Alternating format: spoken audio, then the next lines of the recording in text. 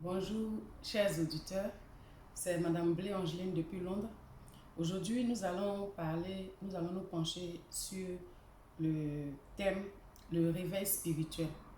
Le réveil spirituel, c'est la prise de conscience du chrétien de la présence de Dieu dans sa vie. Et il se connecte à Dieu et il mène une vie euh, florissante, une vie abondante. Donc c'est ça le réveil spirituel. Nous allons voir un peu dans la Bible euh, comment les autres ont vécu le réveil spirituel et puis nous allons prendre un exemple sur eux. Je vais parler particulièrement du prophète Élie qui typifie le réveil spirituel. Il faut dire qu'au temps d'Élie, il y avait tellement de prophètes de Baal, c'est-à-dire tellement de prophètes de l'Antichrist, et tellement de mauvaises choses contre Dieu, les pratiques qui ne glorifiaient pas Dieu, que Élie a fermé le ciel. Il a fermé le ciel pour qu'il ne pleuve pas. Il avait la clé. Il a fermé le ciel et la pluie a cessé.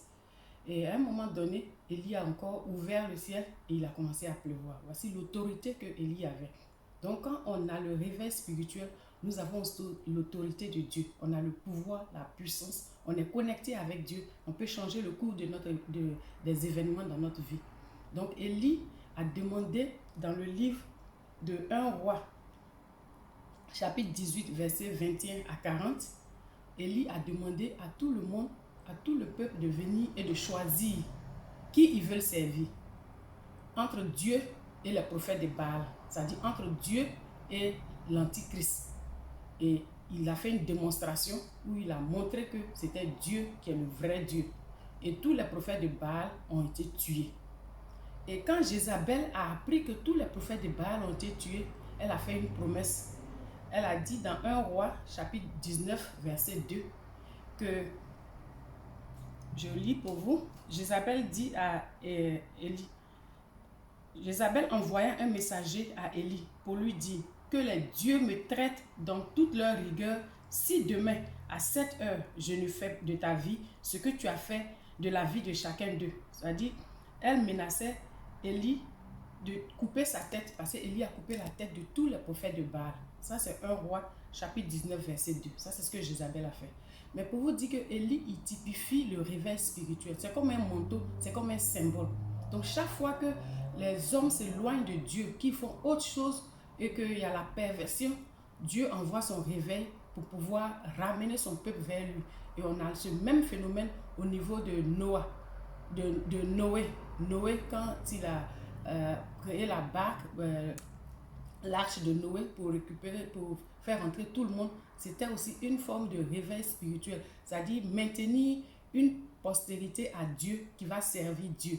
Et dans le livre de Rois, on a vu la scène où Élie et Jézabel se sont affrontés. Élie est décédé, Jézabel est décédée. Mais en temps, Jézabel avait promis de couper la tête d'Élie. On va dans le Nouveau Testament, dans le livre de Matthieu. Voici Jean-Baptiste qui typifie aussi le réveil spirituel. Il dit, repentez-vous et venez au Seigneur, aplanissez les chemins. Repentez-vous, venez au Seigneur. Il demande aux gens de venir à la rencontre de Dieu, de venir cultiver la présence de Dieu, de venir se connecter à Dieu, de laisser les mauvaises voies et de venir devenir enfant de Dieu et se connecter à Dieu, vivre leur vie spirituelle, une vie florissante, une vie abondante. Et comme Jean-Baptiste a porté ce message de réveil spirituel, l'esprit de Antichrist aussi s'est levé. Il y a Hérode qui avait pris la femme de son frère Philippe, qui s'appelle Hérodias, qui a demandé à la fille d'Hérodias, le jour de son festin, qu'est-ce qu'elle voulait. Et la petite, qui a été conseillée par sa mère Hérodias, a demandé la tête de Jean-Baptiste. Quand on voit que Jean-Baptiste, il typifie le réveil spirituel, il porte le même manteau que Élie, et Hérodias qui demande la tête de Jean-Baptiste. C'est comme si la promesse que Jézabel avait faite dans 1 roi chapitre 19 verset 2 pour couper la tête d'Élie maintenant se réalise dans le Nouveau Testament en Matthieu, dans le livre de Matthieu chapitre 14 verset 1 à 12. Hérodias demande la tête d'Élie et la tête d'Élie est apportée sur un plateau à Hérode. à cause de la demande de Hérodias.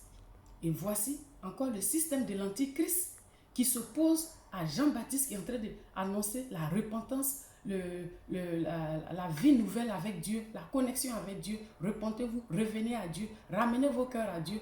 On voit que dès qu'on parle de repentance, dès qu'on parle de réveil spirituel, l'Antichrist aussi s'élève. Ou quand l'Antichrist est là, Dieu est obligé d'envoyer le réveil spirituel pour ramener, pour retirer ses enfants au milieu de cette génération perverse. Donc mes frères et sœurs, je vais vous dire aujourd'hui que l'heure est grave. On parle de coronavirus. On parle de coronavirus, on parle du virus de corona, on parle de diminuer la population mondiale, de réduire la démographie mondiale. Et aujourd'hui, les gens doivent chercher Dieu parce qu'il y a un plan machiavélique que le diable a lancé pour détruire la race humaine. Venons et cherchons Dieu. Venons et cultivons la présence de Dieu. Réveillons-nous. Le livre de Habakkuk, chapitre 3, verset 4, nous dit que la puissance de Dieu se trouve dans la lumière. C'est pourquoi Éphésiens chapitre 5, verset 14 nous dit: réveille-toi, toi qui dors. Réveille-toi et l'Éternel t'éclairera. Réveille-toi et Christ t'éclairera. Donc mes frères, l'enjeu est vraiment, vraiment, vraiment important. Prenons une décision aujourd'hui de servir l'Éternel, de revenir à l'Éternel dans ces moments mauvais, dans ces derniers temps. Revenons à l'Éternel pour éviter la destruction massive, pour quitter dans ce désastre. Revenons, renouons nos liens avec Dieu. Acceptons Jésus comme Seigneur et Sauveur.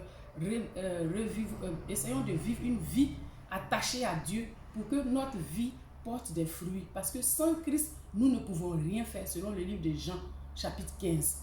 Il dit, sans moi, vous ne pouvez rien faire. Jean chapitre 15, verset 5. Donc, venons et attachons-nous à Dieu.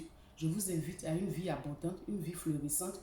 Nous allons faire une série de vidéos parlant de comment connaître Dieu, comment s'attacher à Dieu, comment marcher avec Dieu, comment avoir la crainte de Dieu, comment développer cet amour de Dieu, comment on peut aimer Dieu, comment on peut avoir soif de Dieu, comment avoir faim de Dieu, comment on peut connaître Dieu, comment on peut aimer Dieu, comment on peut s'attacher à Dieu pour que notre vie soit resplendissante. C'est depuis Londres, Madame Blé Angeline. Que le Seigneur vous bénisse. Alléluia. Amen.